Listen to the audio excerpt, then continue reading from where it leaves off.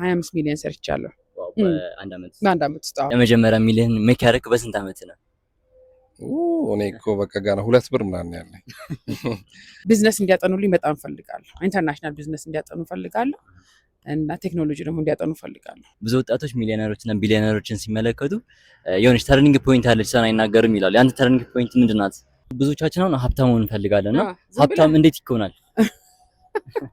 ሀብታም እንዴት ተሆነ ብለህ ነው መጠየቅ አይደል? ጥሩ ጥያቄ እኮ ነው የጠየቀው። ሰላም እንዴት ናችሁ ጓደኞች? ዛሬ ደግሞ በሌላ በአዲስ ቪዲዮ ተመልሼ መጥቻለሁ። ሚሊዮነርና ቢሊዮነር እንዲሁም ደግሞ ስኬታማ ሰዎችን አድቫይስ እየጠየቅኩ በየመንገዱ እየዞርኩኝ ለእናንተ ይዤላችሁ መጥቻለሁ። ዛሬም ከእናንተ የሚጠበቀው ሙሉን ቪዲዮ በማየት ለስኬታችሁ ግብአት የሚሆነውን ነገር ሀሳቦችን፣ አይዲያዎችን እንዲሁም ደግሞ ከነሱ ብዙ መማር የምትችሏቸው ነገሮችን መያዝ ነው። አብረን ወደ ቪዲዮ እንሂድ። ሌትስ ጎ። ይቅርታ ባለኝ ይቅርታ። ሰላም ነው? አሃዱ እባላለሁ። በሚሊዮኖች የሚከታተሉ ትልቅ የሚዲያ ቻናል አለኝ። ለወጣት ጀነሬሽን ያስተምራሉ ብዬ የማስባቸው ሰዎችን አድቫይስ ጠይቃለሁ። ፈቃደኛ ከሆንክ አንዴ ባወራ። ሰዓት አለኝ? 1 ደቂቃ። ሰላም ነው? ሰላም ነኝ። ደህና። ቴዲ ይባላል። እኔ አሃዱ እባላለሁ። በምን ስራ ላይ ተሰማራው? እኔ በአድቨርታይዚንግ እና ኢምፖርት እና አድቨርታይዚንግ ላይ ቢዝነስ ኦነር ነህ? አዎ። የድርጅት ስም ምን ይባላል? ቲፋም አድቨርታይዚንግ ይባላል። በጣም አሪፍ። የመጀመሪያ ሚሊዮን ሜክ ያደረክ በስንት አመት ነው? እኔ እኮ በቃ ገና 2 ብር ምናምን ያለኝ 26 አመት አካባቢ። በ26 አመት። የመጀመሪያ ሚሊዮን ሜክ ስታደርግ ምን ሰርተህ ነበር? ያን ሰራው? ያው እንዳልኩ አድቨርታይዝመንት ካምፓኒ ላይ ነው የምንሰራው። እኛ ብራንዲንግ ብዙ ጊዜ ሳይኔጅ ላይ ነው። ሶ ሳይኔጅ ስትሰራ ደግሞ ብዙ አይነት ካምፓኒዎች አንተ ጋር ይመጣሉ። አንድ ካምፓኒ አጋጣሚ መጣ። አንዱ ካምፓኒ እያደረገ በዛ ነው። አጭር ጊዜ አይደለም ብሩን ለማምጣት ረጅም ጊዜ ፈጅቶብናል። ፕሮሰስ ነው ማለት ነው። ፕሮሰስ ነው። ባንዴማ አታመጣው። ስለ ገንዘብ በህይወት የተማርኩት ትልቁ ነገር ምንድነው? ገንዘብ ከተጠቀምክበት ጠቃሚ ነገር ነው። አጠቃቀሙ ካላወቅ ደግሞ የሚያጠፋህም ነገር ነው፣ አጥፊም። ገንዘብ የዓለማችን በጣም ትልቁና እንደፈለክ የምትጮትበት ወይም እንደፈለክ የምታጠፋበት አባካኝ የምትሆንበት አይደለም። ገንዘብ በቦታው ላይ ማረፍና መጠቀም መቻል አለብህ። ብዙ ወጣቶች ሚሊዮነሮችና ቢሊዮነሮችን ሲመለከቱ የሆነች ተርኒንግ ፖይንት አለች ሰና አይናገርም ይላሉ። ያንተ ተርኒንግ ፖይንት ምንድናት? ጥሩ ጥያቄ ነው። ቅድም እንዳልኩ ነው፣ ራስን ፈልገህ ማግኘት የምትፈልገውን። የአብዛኛው ሰው ወጣት ችግር የሚፈልገውን አለማወቅ ነው። ሁሉም ወዳየበት ነው የሚሄደው እና የምትፈልገውን ነገር ማወቅ፣ ዴዲኬሽን፣ እነዚህ ነገሮች አንተ የምትፈልገውን እንድትሆን ወይም የሰብከው ደረጃ ለመድረስ ወሳኝ ነገር ናቸው። ስለዚህ አንድ ሰው የሚፈልገውን ካወቀና እሱን የሚፈልገው ላይ ከሰራ ወደ ስኬት ይደርሳል ማለት ነው። 100%። ዋው። በህይወት ውድቀት አጋጥሞ ያውቃል? ውድቀት ሲያጋጥምስ ያን ውድቀት እንዴት ነው የምትወጣው? በደንብ ሰው አይደለ ያው ሳትወድቅ አትነሳም። በደንብ አጋጥሞን ያውቃል። ትልቁ ፓርት የህይወትህ እሷ ናት። ለማለፍ የምትከብደው አስቸጋሪ ነበር፣ ግን እግዚአብሔር ይመስገን አልፌዋለሁ። ግን ከዛ ውድቀት በኋላ ደግሞ እነዛ ውድቀቶች ዳግመኛ በህይወትህ እንዳይመጡ እንድትጠነቀቅ ይረዱሃል። በጣም ዋናው ፓርት እሱ ነው። ቢመጡም እንዴት መከላከል እና እንዴት መወጣት እንደምችሉ ደግሞ በደንብ ይረዳሃል። ውድቀት አንዴ አይደለም በህይወት የሚመጣው፣ ነገም ከነገ ወዲያም ሊመጣ ይችላል። ምንድነው ግን የመጀመሪያ የመጣው ውድቀትና ቀጥሎ የሚመጣው ውድቀት እንዴት ነው የምታየው ነው እንጂ በሰው ልጆች ላይ መነሳት መውደቅ ሁሌም ያለ ነው፣ እስከ ህይወት ፍጻሜ መኖርም መሞትም እንዳለ ሁላ ማለት ነው። ስኬት ለአንተ ምንድን ነው? ስኬት ለኔ ከምን አንግል ከአንተ መመሪያ አንግል ለአንተ ስኬት ምን ማለት ነው? ስኬት ያው በህይወት ያሉን መርሆች ካሳካህ እኔ ስኬት ያ ነው። የሰው ልጅ የተፈጠረበትን መክሊቱን ከኖረ ለኔ ከሰራው ቤተሰቤን ካኖርኩኝ፣ ደስተኛ ከሆንኩኝ፣ ጤነኛ ከሆንኩኝ፣ አገሬ ላይ ወጥቼ መግባት ከቻልኩ ለኔ ስኬት ያ ነው። በጣም አሪፍ ጥሩ አገላለጽ ነው። በዚህ ሰዓት አዋጭ ነው የምትለው ኢንቨስትመንት ዘርፍ ምንድን ነው? በዚህ ሰዓት አየህ ቅድም ያልከውን ሴክተር መምረጥ ሳይሆን ራስን ማዳመጥ ነው። አንድ ሰው እኮ ሊስትሮ ጠርጎ እኮ ሰክሰስፉል ይሆናል። ብዙ የኢትዮጵያ ባለሀብቶች የተነሱበት ሴክተር ግን ሊስትሮ አይደለም ብሩን ያመጣው። ማለት እንዴት ልበል ከባድ እምነት፣ ጥረት፣ የራስ መተማመን ማለት በቃ ልባቸው ሙሉ ስለሆነ ያቺ መነሻ ናት። ስታርታፕ ቢዝነስ ነው ገንዘቡ ሳይሆን። ስለዚህ ይሄኛው ቢዝነስ ነው አይደለ? ስለዚህ ለ20 ዓመት ወጣት ልጅ አንተ የምትመክረው የአዋጭ ኢንቨስትመንት መፈለግ ሳይሆን እሱ የሚያስደስተውና የሚወደው ነገር እንዲሰራ ነው ማለት ነው። ዴፊኒትሊ ወዶ አክብሮ ከምንም በላይ ሰዓቱን ጠዋት የሚተኛ ሰው አሁንም እነግርሃለሁ። አንተ ስንት ሰዓት ነው ጠዋት የምትነሳው? እኔ ለሊት ሰው ነኝ። 11 ተኩል እነሳለሁ። ምን ጠቅመዋል? በጣም ዲስፕሊን ትሆናለህ፣ ጤናማ ትሆናለህ። በጣም ብዙ ነገር ፎከስ ታይም ነው ያ ለብዙ ሰዎች። ስለዚህ አንድን ነገር 6 ወር ሰርተው አላዋጣኝም ብለህ 7ኛ ወር ሌላ ቢዝነስ መጀመር ሳይሆን ምንድነው ችግሩ እያረምኩ መሄድ ያለብኝ።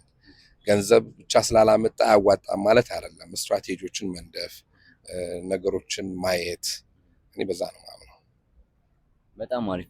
በህይወት በጣም የተማርከው ነገር ምንድን ነው? ህይወት ለእኔ ያስተማረችኝ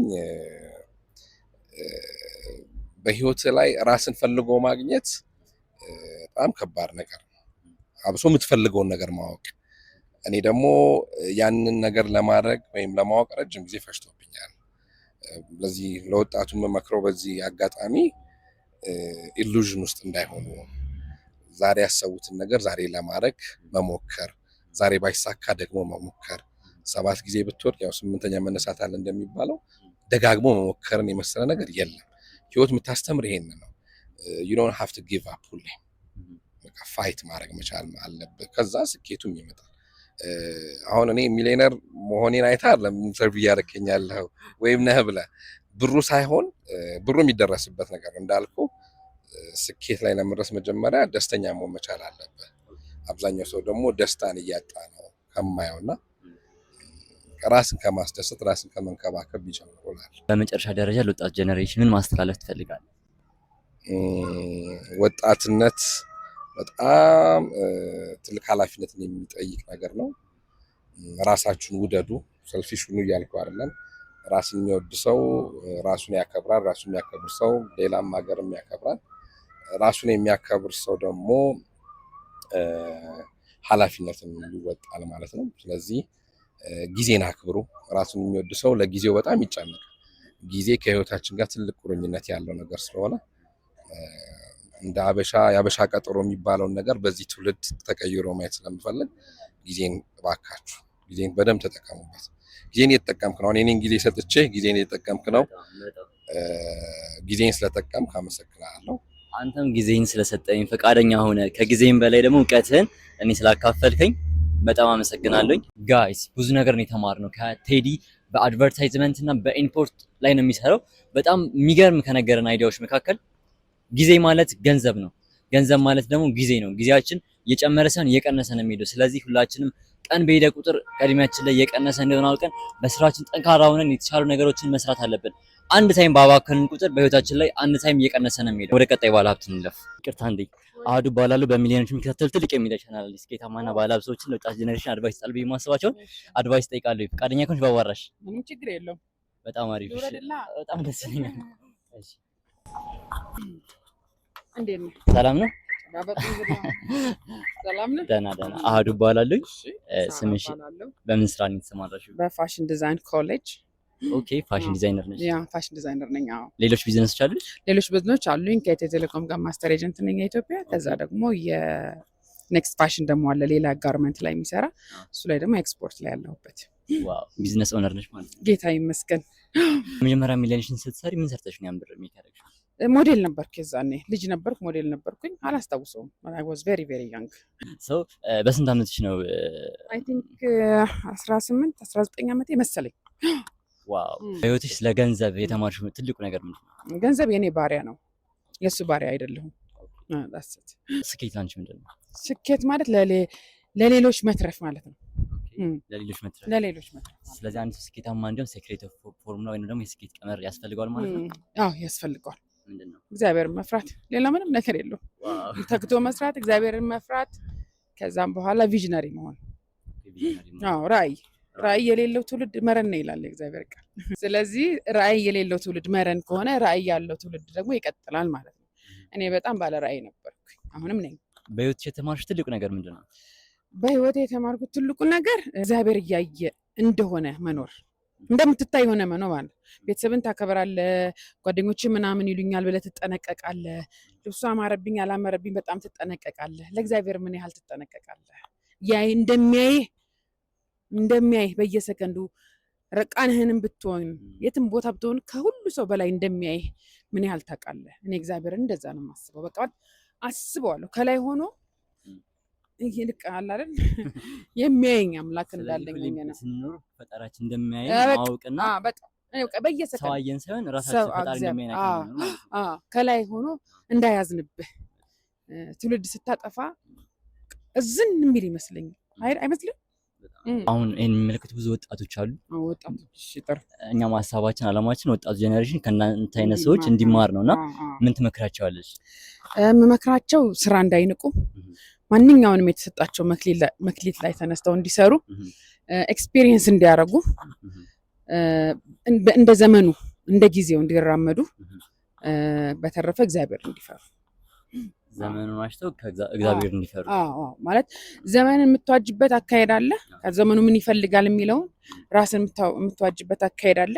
ከዛ ደግሞ ከዘመኑ ጋር የሚያስቀጥሉ ደግሞ ነገሮች አሉና የዚህ ውስጥ ሁሉ እግዚአብሔር መኖር አለበት ብዬ ነው የማስበው። ያለው ውድቀታችን ቶሎ ይፈጥራል። ያልበዛ ከገንዘብ ጋር አብድ እንሆናለን አይደል? ይታበዳሉ። ገንዘብ ያለው እብድ አላየህም? እንደዛ ማለት ነው። በህይወትሽ ውድቀት አጋጥሞሽ ያውቃል? ካጋጠመሽ እንዴት አድርገሽ የምትወጪው ውድቀት? ውድቀት ያጋጠመኝ ከእግዚአብሔር ዞር ባልኩ ጊዜ ብዙ ጊዜ ወድቄ ያውቃለሁ። ግን የምነሳውም እሱ ፊት በመሄድ ነው። የሚገርም ነገር እንደ ዳዊት ሀብታም ነበር አልነበረማ? በወደቀ ጊዜ የሚሄደው እግዚአብሔር ጋር ነበር፣ ሰው ጋር አልነበረም። ስለዚህ ሚስጥራችሁን ለሰው አታካፍሉ፣ ዝም ብላችሁ ወደ አምላካችሁ ሂዱ። ለሰው ማካፈል ድጋሚ መውደቅ ነው። ስለዚህ ወደ እግዚአብሔር። በጣም አሪፍ። በዚህ ሰዓት አዋጭ ነው የምትይው የኢንቨስትመንት ዘርፍ ምንድን ነው? እንግዲህ ቴክኖሎጂ ነው በጣም ጥሩ በዚህ ሰዓት ያለው። አይቲ ቢያጠኑ ጥሩ ነው። ኤአይ ቢያጠኑ ጥሩ ነው። ያው ሁሉ ነገር እየተቀየረ ነው እንደምታየው። እና እንግዲህ እንደ ሰው እንደ እናት ልጆቼን የምመክረው ቢዝነስ እንዲያጠኑልኝ በጣም ፈልጋለሁ። ኢንተርናሽናል ቢዝነስ እንዲያጠኑ ፈልጋለሁ እና ቴክኖሎጂ ደግሞ እንዲያጠኑ ፈልጋለሁ። ይሄ ደግሞ የማይነጥፍ ስራ ደግሞ ምግብ፣ ቢዩቲ። ብዙዎቻችን አሁን ሀብታም መሆን እንፈልጋለን እና ሀብታም እንዴት ይሆናል? ሀብታም እንዴት ተሆነ ብለህ ነው መጠየቅ አይደል? ጥሩ ጥያቄ እኮ ነው የጠየቀው። ሀብታም ለመሆን ነገር እንደ መጀመሪያ እንዳልኩ ነው ያለህን አይደል ለመክሊቱ የሚያበዛው። አንድ ያለው ምን አደረገው አንተ እንትን ብሎ ሄዶ ቀበረው። ሁለት ያለው ሳበዛው፣ አምስት ያለውስ እንደገና ጨመረለት። የሚጨመርልህ ስትሰራ ዝም ብለህ ሀብታም ሆናለሁ ብለህ ድሪም ማድረግ ሳይሆን የሀብት ምንጭ ምንድነው ከምንድነው የምትነሳው የሚለውን ነገር ምክንያት የሚሰሩ እጆች ነው የተጻፈው። ይባርካል ይላል። ስለዚህ ፀሐይና ጨረቃ ሁልጊዜ ሰዓቷን ጠብቃ እንደምትወጣ ሁሉ የሚሰራ እጅም ይባረካል። በቃ ህግ ነው የተጻፈ ነው። ለዚህኛው ይሄኛውን ጽፎ ሳለ ፀሐይና ጨረቃ ፕሮፐርሊ እየወጣች እየገባች እያለ እኔ እየሰራው ላልባረክ አልችልም። ሰነፍ አይባረክም። ደግሞ አንድ ነገር ላንብብልህ። ትናንትና ደስ ያለኝ መቼስ ሰው ማለት በአምሳል ነው የተፈጠርነው አይደል? በጌታ አምሳል በእግዚአብሔር አምሳል የተፈጠርነው እና ደስ ያለኝን ላንብብ። አንተ እንደ ልብህ ሀሳብ ትወስደዋለህ ብዬ አስባለሁ።